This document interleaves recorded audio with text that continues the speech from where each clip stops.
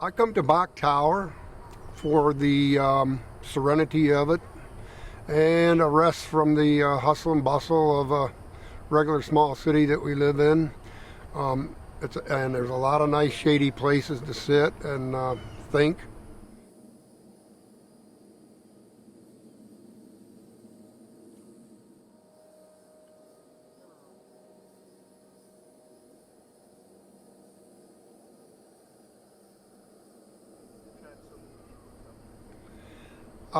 The thing about Bach Tower that attracts people is the architectural structure of it, I believe. It was built when we did not have the modern machinery and techniques that we have now. Edward Bach had an idea and erected this tower.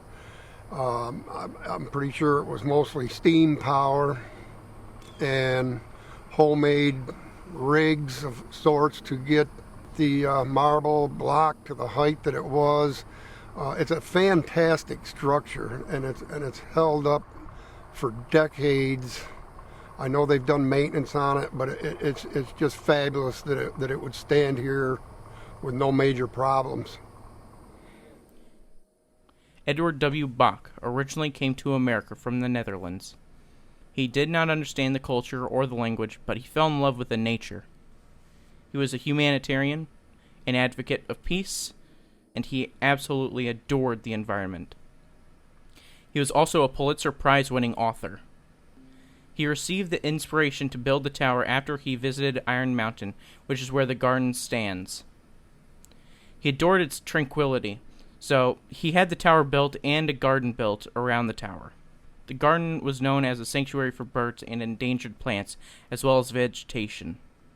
The man who designed the gardens was Frederick Law Olmsted Jr., a landscape architect, and that was a new profession at the time. The tower itself was designed by Milton B. Maderi. In the end, the gardens and the tower were built, and they met the thoughtfulness of Bach's ideas.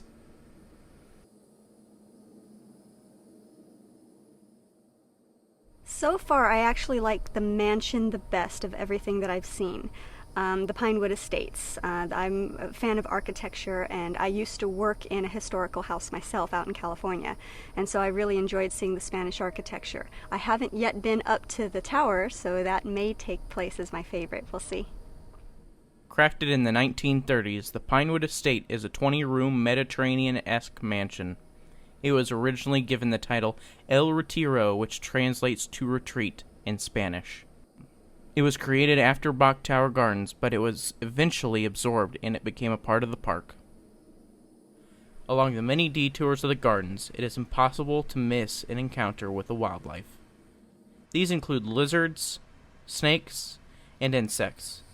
Cicadas are rarely seen, but they create a natural aesthetic to the park. You may also spot out a number of the 126 species of birds. While walking the winding paths that snake around the garden, you may experience the faintness of the carillon bells, which ring several times throughout the day. The bells are located high up at the top of the tower, so that they can be heard throughout the land. In addition to the tower, there was an extensive garden which radiates a sense of romanticism. There are dozens upon dozens of endangered forms of vegetation throughout the gardens. They follow a long, winding path with many detours that eventually lead up to the 200-foot tower. I don't see anything that I would change. They do a really fantastic job here of taking care of everything and keeping it natural. So I don't think I would change anything. So far, it's been a great experience.